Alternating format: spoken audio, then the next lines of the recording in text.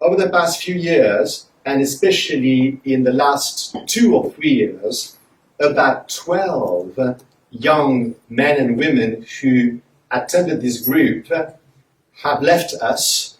Not that they have died, but in a way they have died. They have died to the world in as much as they are now consecrated to God, body and soul, men and women. 2 of them are at a seminary in Germany or in the US, 2 of them at another seminary in Tuscany. One young woman is a nun in Naples and recently moved to this country. Another one is a nun in San Giovanni Rotondo in Italy. Another one is a nun in Gower, Missouri, a Benedictine monastery. Another one went to Minneapolis in the US and is in a small religious community recently founded. Another one just entered in August in this country, in England, in a Carmel in Birkenhead. And a young man is a Franciscan in Gosport in the south of England. Another one is a Redemptorist in Scotland, very, very far north from here. And I hope I don't forget anyone. Just to give you, this wonderful news and quite surprising news, because it doesn't seem that we are at a time when young adults should be particularly encouraged to enter religious life. It seems rather that the assaults of modernity upon our faith, our devotion, our church have been so successful and relentless that we sometimes wonder what is left. And so, is it really a good time to make such a leap of faith and dedicate ourselves to God, body and soul, in a consecrated life? I was surprised to see so many of them entering consecrated life. I've been in this country 20 years, and certainly from the start, I have urged on young people in particular the importance of listening to God's will, of discerning the holy will of God on us while we are at a stage in our lives when we haven't yet committed to this or that option. And for all my preaching, there seemed to be little response. And yet the times were to some extent easier 20 years ago than they are now. And so it's a surprise to me that in the last 2 and 3 years, coinciding with lockdown, with great difficulties of traveling or visiting a house to have an idea of the place, despite all these unprecedented obstacles, we have that dozen young men, young women who, as we speak, are wearing a holy habit, a cassock or a monk's habit, or a sister's and a veil, a wimple, and they are in various places all over the world, in America and in Europe.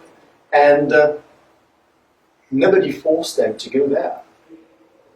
As I said, rather it was more difficult now than it was before. So it's a surprise. I hope it's not an unhappy surprise. I hope, like me, you feel a particular interest in what they have done and chosen or answered. You may know some of them, you may remember them, you may have seen them on pictures. For instance, that weekend we had at Malleray Abbey, was it before lockdown, some 2 years ago, and quite fascinating on the picture, you can see like more than half of the faces are people who are now in consecrated life. And so, like me, I hope you are happy to hear of that good news. You are possibly surprised. Unlike me, you are perhaps afraid, thinking, who's next? Thinking, what does God want for me? Is God going to drag me into a cloister, into a monastery, into a seminary? There is an element of, perhaps, of anxiety, thinking, I don't mind thinking about it, I don't mind, looking at the pros and cons, but I surely don't want to be pushed into something against my will. And what if I am, in the secret of my heart, kneeling by my bed this evening? What if I am to tell God and Our Lady, please do with me what you want? What if I tell that to them very earnestly? Are they not going perhaps to take me to my word?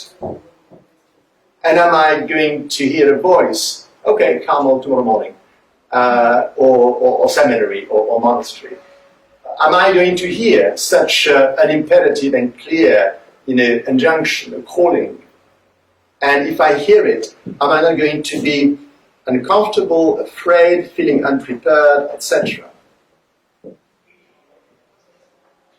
I wish we could have present here these 12 young men and women, because then we could just ask them. They would be sitting here with their habits, and we could, after this talk, when we have a chat, we could say, how did you feel? How did it happen? Was it like a dream? Was it something that fell upon you? Is it your mother and father forced you into it, or this priest or whoever? What was the influence? How did it happen? Well, they're not here, although I'm sure in spirit they are here, because no doubt they pray for more of you, young people of their generation, to be freed from the hindrances of the world, at least to be able to listen to what God has to tell you. Certainly, they will have realized a first principle which St. Ignatius Loyola, the founder of the Jesuits, reminds us of in his spiritual exercises, that, I quote from memory, that man is created by God to know, love, and serve God in this world, and to be happy forever with God in the next life, in eternity. And from that principle, it follows that man must therefore make use of created goods inasmuch as those bring him closer to God, while man must turn away from created goods inasmuch as the same goods distract him from moving closer to God. So these are two very simple principles indeed, that we are here on earth with an end, a purpose, a finality, that is to get to know God, to be with God forever in heaven. And because of that end, of that purpose clearly defined, without any sort of doubt, then we have a strategy. Whatever stands before us and God is to be used as a means to bring us closer to God.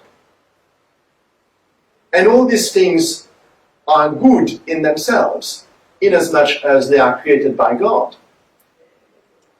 The things we eat, where we sleep, our friends, the beauty of nature, music we listen to, etc. All these things in themselves are good. But as we all have experienced, they can become obstacles to our fulfillment in grace, in our relationship with God, if we are not careful, if we are not reminded often of what it's all about, where we are going, to whom we are going. Dear friends, even outside of their reflection on vocation to consecrated life, it is a certainty that what matters is union with God. God is a communion of persons, Father, Son, and Holy Ghost. supremely fulfilled in that exchange of love, uncreated.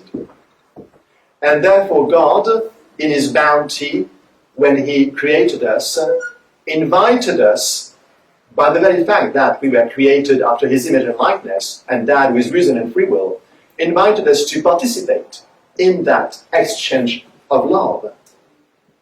Just like the three divine persons are essentially, substantially united with each other, well, we are called to as deep a union as possible with such a loving Creator. Think of anything you like to do, any place you like to be. I can assure you that this is less interesting, less rewarding, less fulfilling than to be with God forever in heaven, starting here on earth. You know that, you've heard it before, but the world is very clever to distract you, and so it's so important to be reminded of it frequently, in fact, every day. In fact, all the time. That's the great secret of the saints, that they have managed to cultivate this union with God, so that whatever they were doing, day and night, even when they sleep, so to speak, they mean to be united with God. We need to have a proper understanding of the time we spend on earth. This time takes its meaning from its end. Real things will begin when we enter blessed eternity with God. All that takes place between our conception and our death, hopefully in the state of grace, all these things are a preparation for eternity. As a preparation, they are less important.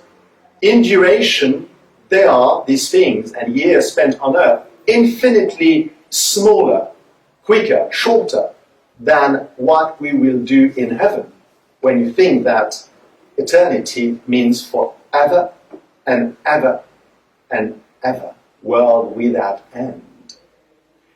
However short, however inferior in value these things are compared with eternity, they are of an essential importance, because they and only they, these things, these years spent on earth, determine where and how we will spend our eternity. If we live and die well, we will spend a blessed eternity with God.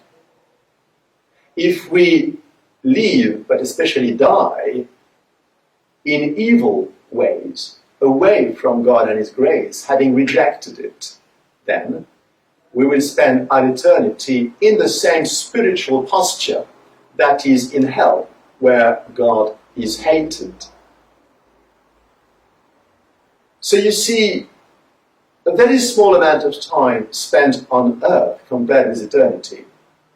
The things we do on earth compared with the splendors of heaven they don't compare. And yet, they are so important because they are the threshold, the necessary, however short, preparation and decision for where we spend our eternity.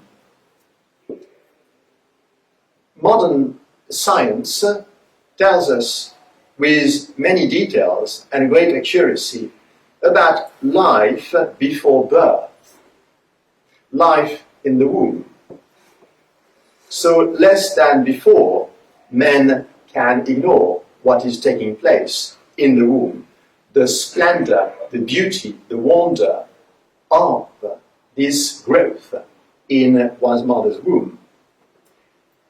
These 9 months spent in the womb are, of course, less important than perhaps the 9 decades spent on earth after birth. And yet, you see my analogy, and yet they are decisive, because during the 9 months in the womb, there isn't 1 week, 1 day, 1 hour, which is not entirely, essentially designed and meant as a preparation for life after birth. So you can apply this beautiful and very real analogy to the spiritual realm. Just as we spent 40, 50, 100 years on earth, and it is short, and it is not a lot we can do compared with the saints in heaven, and yet it determines what comes after.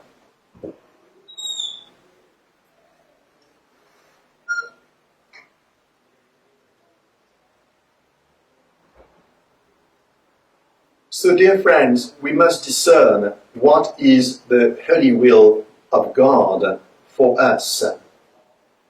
As I speak in the church next door, a baptism is taking place. A little baby is becoming a child of God.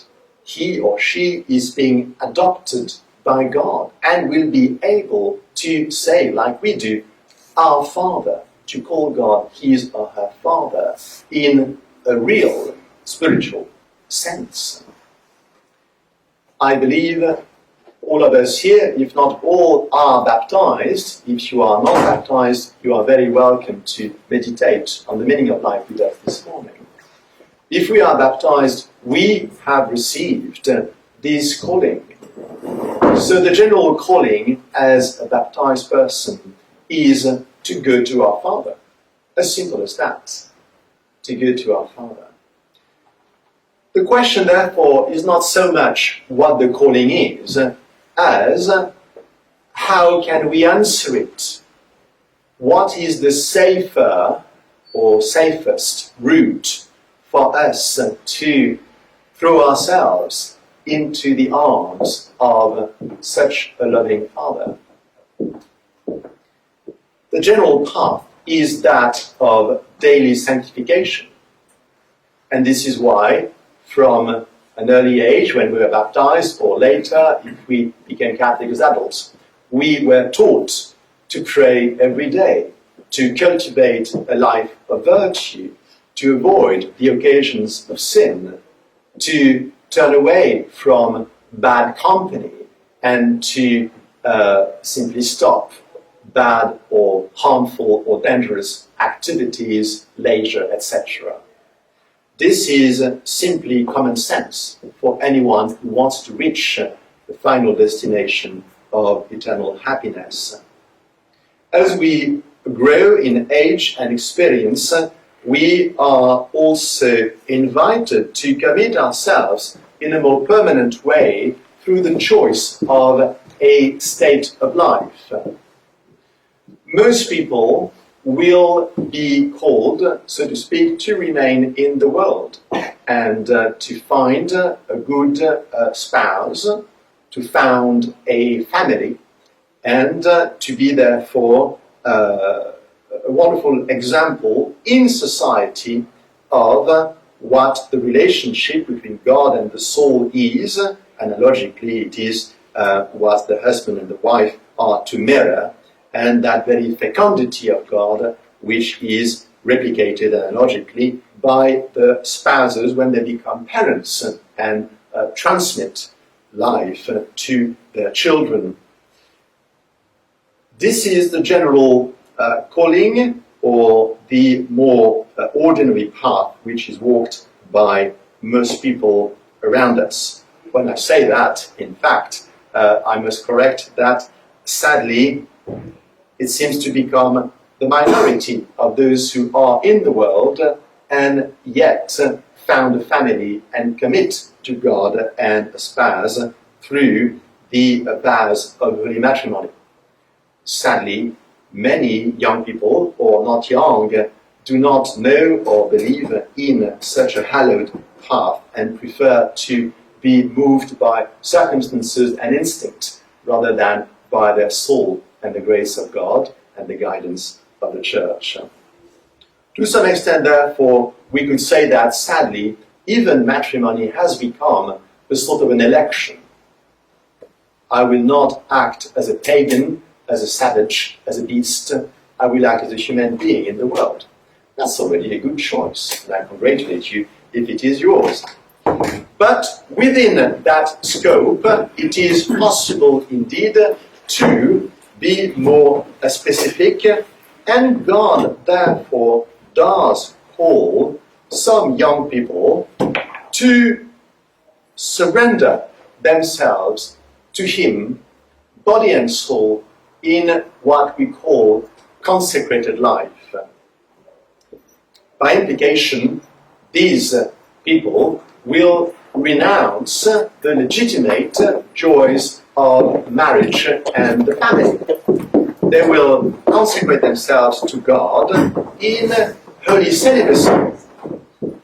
They therefore renounce objective goods given by God, such as the companionship of one's spouse, the affection of one's children, and the sort of power of decision over one's life in the choice of a job, of a career, of a holiday destination, even of one's car and clothes. Yes, they renounce all this. It will be all organized for them by the community, the rule, under which they choose to spend their time on earth.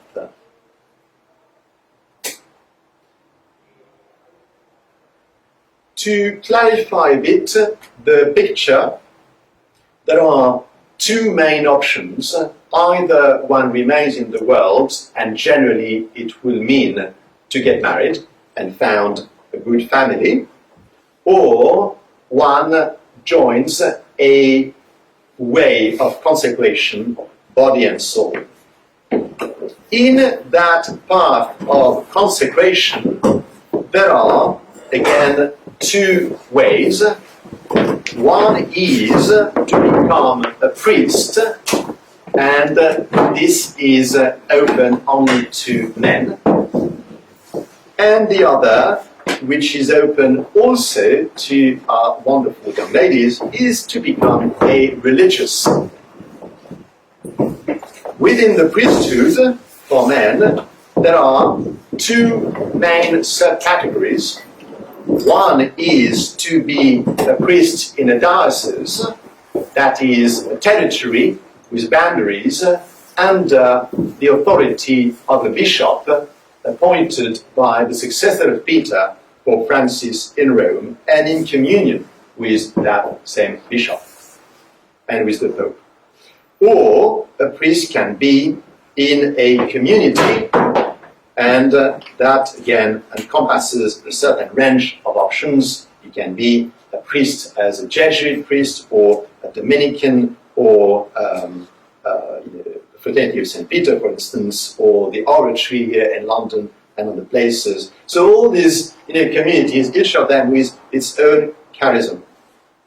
Obviously, the community also has to be located somewhere and in communion with the local bishop, in communion with the Pope.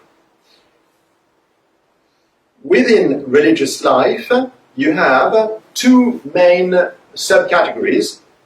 One is to be a contemplative, and the other is to be apostolic.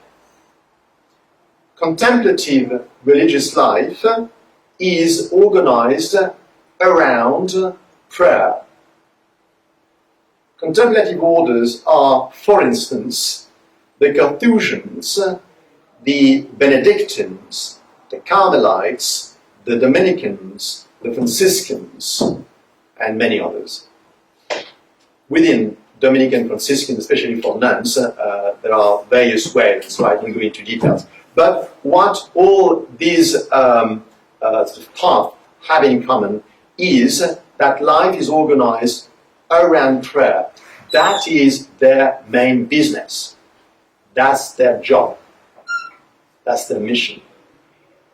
So the horarium of the day, the schedule of the day, the timetable, is all rhythmed and paced according to prayer. There will be prayer alone in one's room, like the Carthusians. They live in one house, each of them separate from the others, and most of the time they are in that little house where they are. And at a certain time, when the bell of the Abbey church rings, they get out of bed and they fall on their knees in their little oratory there, and they start silent prayer or whatever it is at a certain time, all of them together, but not visibly together because they are in separate houses.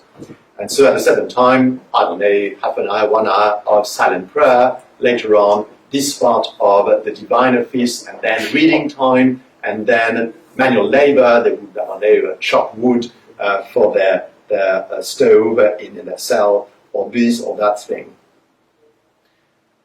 But again, like the Benedictines, whose emphasis is more on liturgical prayer, prayed in the Abbey church, in the choir stalls, with more ornate liturgy and possibly music.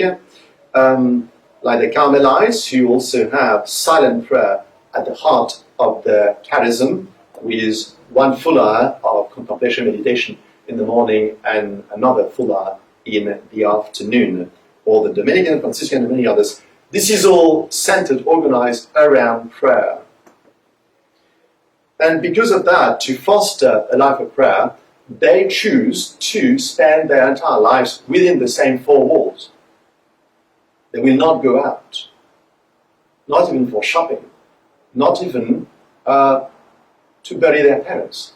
Now that sounds like really, really harsh. I think, come on, I mean, surely there would be an exception. Well, I can't speak for every order, and perhaps there will be some exceptions. But generally speaking, when you enter such an order, especially a traditional one, who would have kept its original traditions or would have restored them, then your way of communicating with the outside world is through prayer, not through visual or vocal contact. This, of course, takes a deep faith. You cannot survive in that setting unless you have become deeply convinced that real communication is with God and through God. So that, I'm going to say something a bit shocking for many of you, I'm sorry, but they do not even have Facebook or Twitter or a smartphone, or in fact they don't have anything like that at all. And they are not cut off from real communication. In fact, they are the best communicants we have in this day and age, because they are constantly tuned in the God channel. They speak with the saints, and they do not forget their family and friends outside the walls. They very much pray for their friends and family. They intercede for their friends and families. The second option within religious life after contemplative life is apostolic life. And this, again, encompasses quite a diversity of options. It could be an order dedicated to nursing the sick and the elderly. Beautiful thing. In fact, that's one of my pet wishes. We need it back. We used to have this everywhere, and old people and the sick would have the great benefit of being supported in their illness by consecrated people who would do it entirely for God and neighbor. I know that many professional nurses do it with great dedication as well, and especially if they are Christian or Catholic, they can certainly do a lot of good there. But there's nothing like entering a hospital or a nursing home where all the staff are consecrated celibates to God and look after you as a sick person or elderly by virtue of a total surrender to Christ. And it is Christ they see in you and seek in you and serve in you. We need that back. We had it everywhere, all the time, and in the past 50 years, it has collapsed. And now, it grieves me to think that most of our elderly people and sick people at best prepare for death with a television set with the latest series of Netflix in front of them as the ultimate preparation for standing before their judge. It's not going to help. I mean, there are some good films sometimes, but generally speaking, you want consecrated people around you. So that's what one option, and please ask God that it be restarted. Teaching order. Again, once people are born, they need to be shown the way to heaven.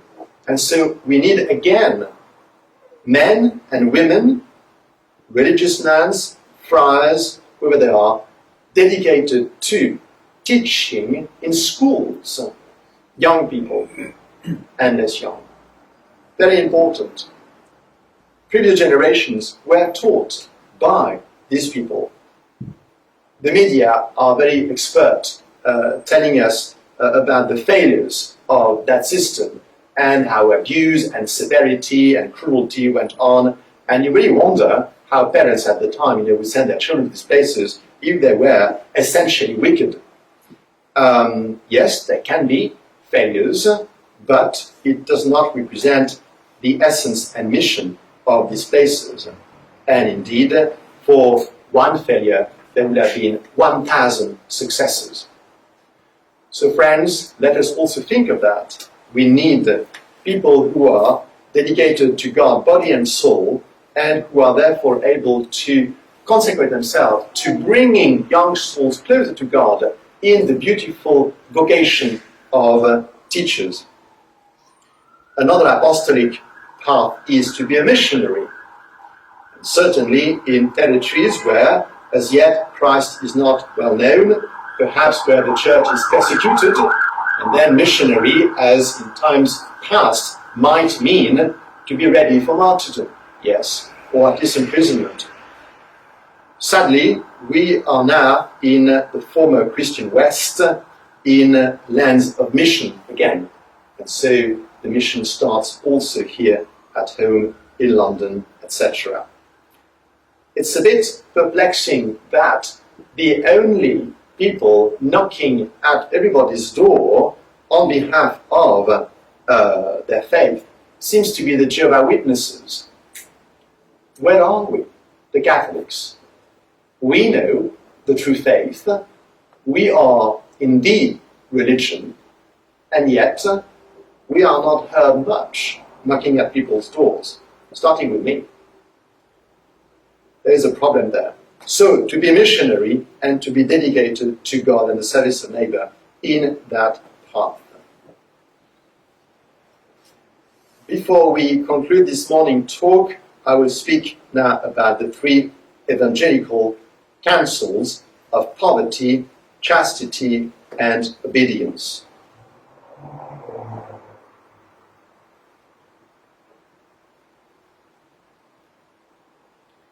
They come in that order of precedence, starting with poverty, leading into chastity, and culminating with obedience. Remember what St. Ignatius Loyola, who founded the order to which Pope Francis belongs, told us. Created goods are good in themselves as they come from God, but they must be used according to God's intention. And so when they become obstacle, then we must regulate our access to them. The vocation of every baptized person will dictate certain choices and use of things and relationship with persons. And there will be things which, or actions or relationships, which will always be sinful. And so, regardless of being consecrated to God as a nun or as a monk or a priest, one mustn't do that. That's all. So there is the ordinary cultivation of virtue for any baptized person, and that is what all of you strive to do. Those who are called to consecrated life go a bit further. They answer a call to practicing virtue at a deeper level, and they will renounce things which are good in themselves, but precisely they will offer up a sacrifice to God. So poverty is the virtue, and if one is consecrated to God, the vow, through which one formally renounces the free, autonomous use of possessions. So if we have a house, if we own a car, if we have a bank account with some money on it, if we expect an inheritance from our parents, from our auntie somewhere, all these things are renounced once and forever.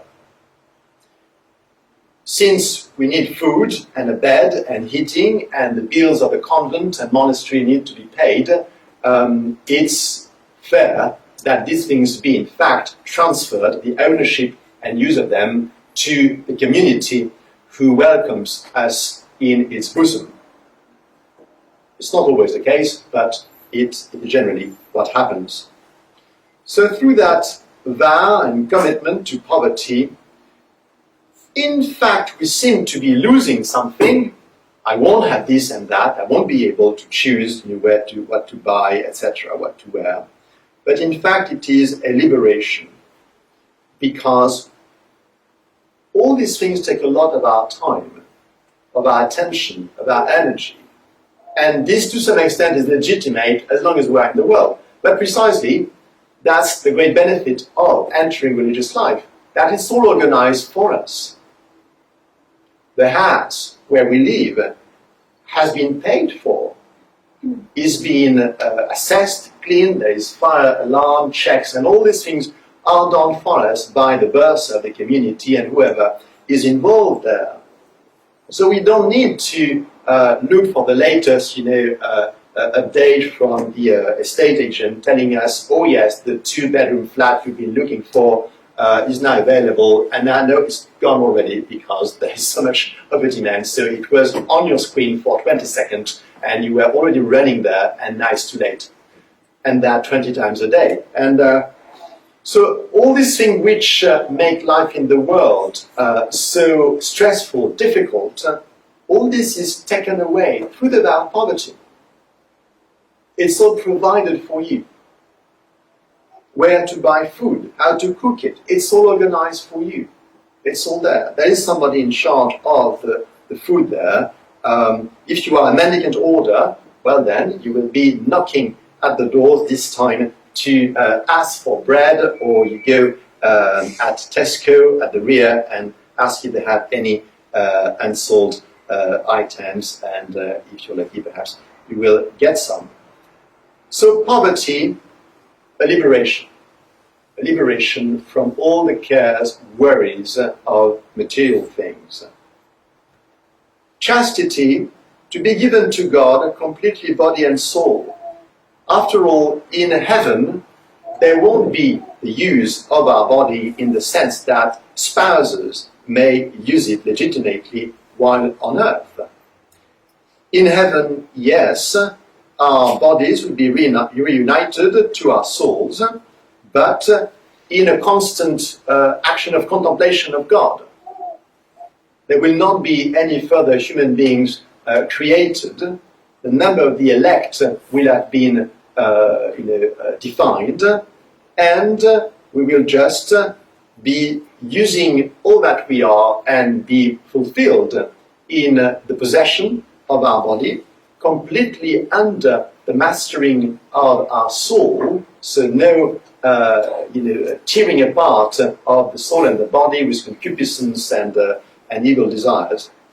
Everything will be under the mastery of the soul. Why? Because the soul will be filled with divine grace.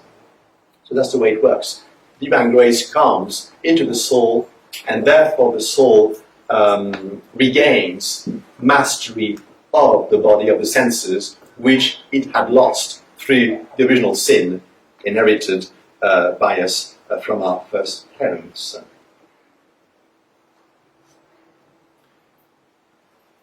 On earth, certainly chastity is a problem, possibly more than poverty.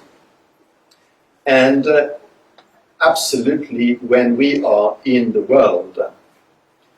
This interesting device, the internet and telephones and computers have been twisted by the devil to become vistas into hell. And who are the young people currently unscathed by the grave sin of pornography? Sadly, even children just the age of reason or below are now exposed to that curse of pornography because of the internet and all having a telephone with images in their pocket. Not that every child is has bad inclination or at least responds to them or is aware of them, but it only takes one friend who has been involved in these things once, who out of silly curiosity, not understanding really what saw that, but will share it with his playmates on the playground at school, and there you have a wound, a terrible scar in the innocence of that young child.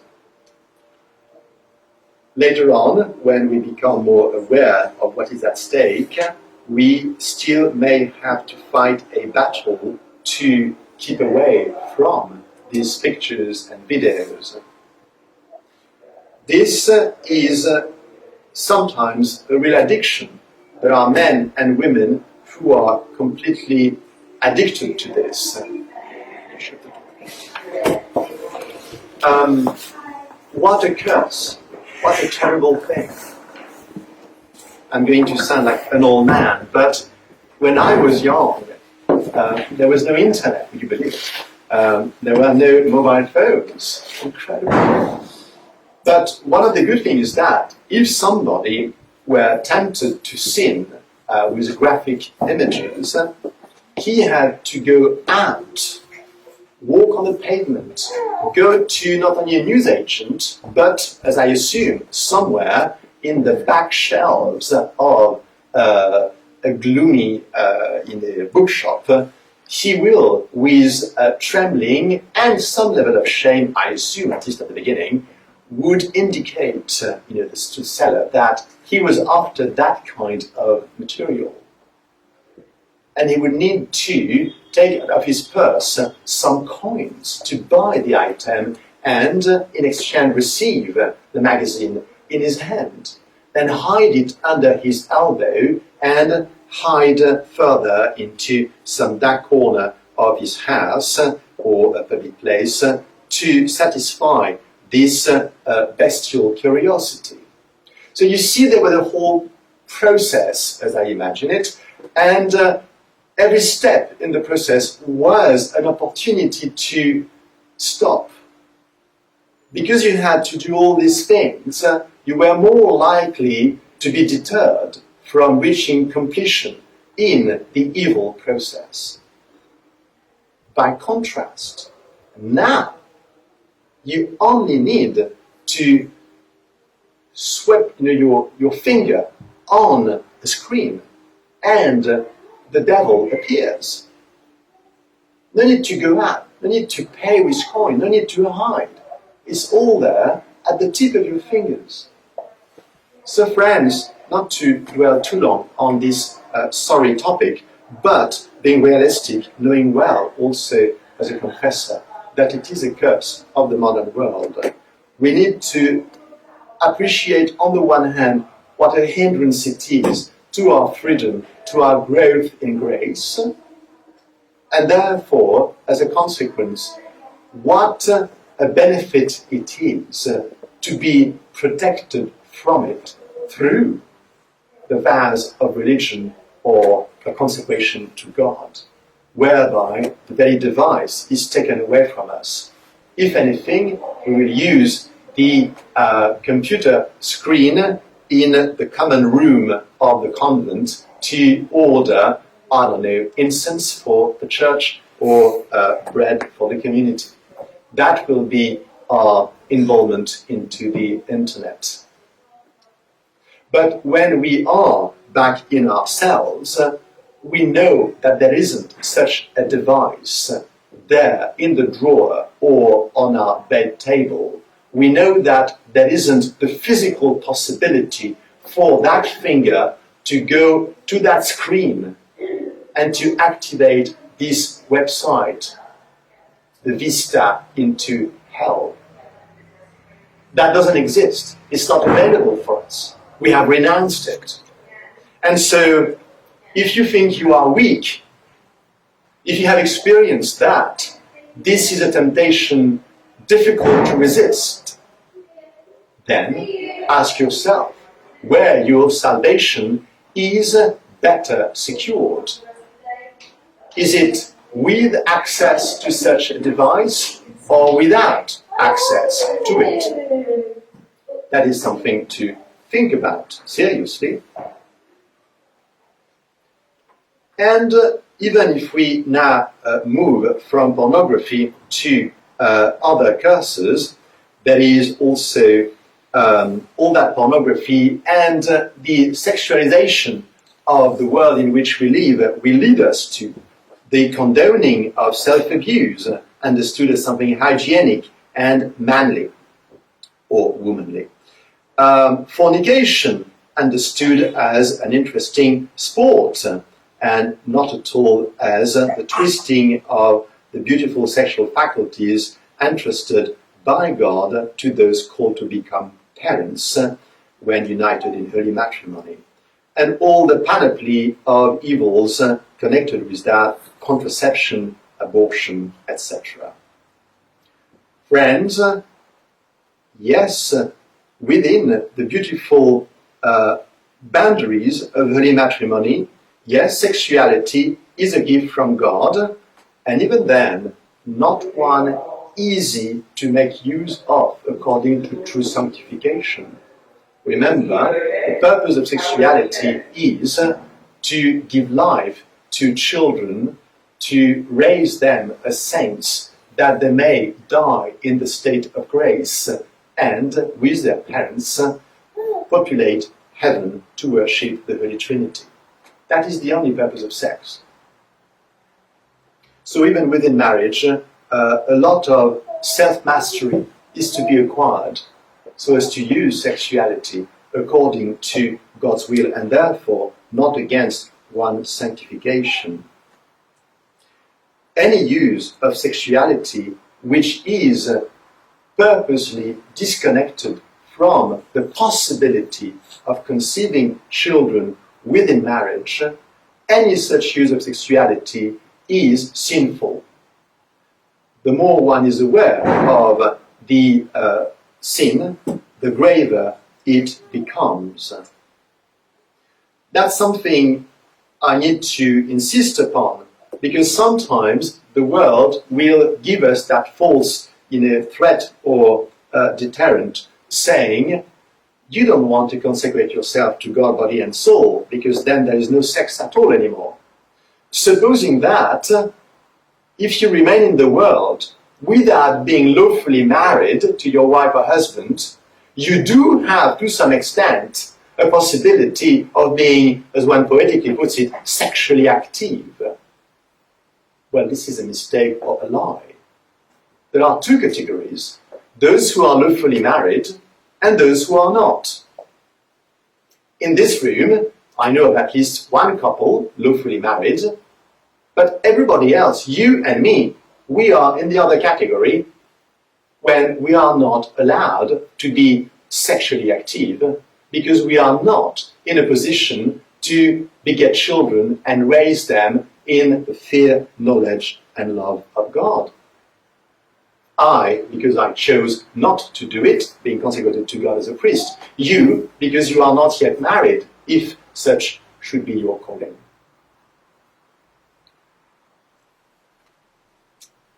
The sexual activity is presented by the world as a need. This is just not true. It's just not true. A physical need is to breathe, try and go without breathing for a while. It won't last very, very long, perhaps a few minutes. What else? To eat, that can last a few weeks, okay? But after a few weeks, normally, you will see that the need is stronger and either you die or you eat your sandwich. And to drink, that also is quite necessary, I think, at least once a day.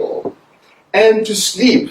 There is sleep deprivation in the tortures by the communists, but normally after a couple of days, well, you become mad and you die. So these are really the physical needs: to breathe, to eat, to drink, and to sleep. But sex isn't part of it. Absolutely not. So don't be mistaken when the mantras of the world tell you, of course, for a healthy life, for a happy balance, a fulfillment of a modern man or woman, you need to be sexually active. This is nonsense. This is nonsense. These are the words of a slave, of a fool, of an ignorant, or of a demon. Choose. These are not the words and counsels of a human being who understands where he comes from and where he's going. I would say, even outside of religion, anyone should agree with what I've said. It's just clinical. Leave people without sexual activity for a while, they will not die. Not at all. In fact, of course, if they are taught a bit what they are doing on earth, they will strive. They will strive. Look at the saints. Look at so many people you know who are consecrated celibates, and you will see that to free that part of our being and activity and shift the capacity for love and for embrace to God and the chaste service of neighbor. This, in fact, is a fulfillment which is beyond all the joys of marital intimacy.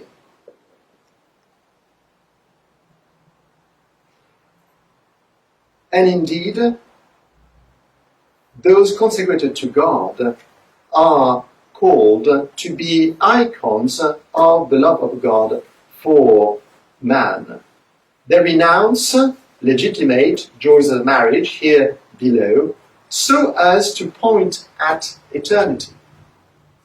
In eternity, already on earth, but in eternity forever, we will be united with God, as was my beginning in this talk. United with God, we will never lose that union with God.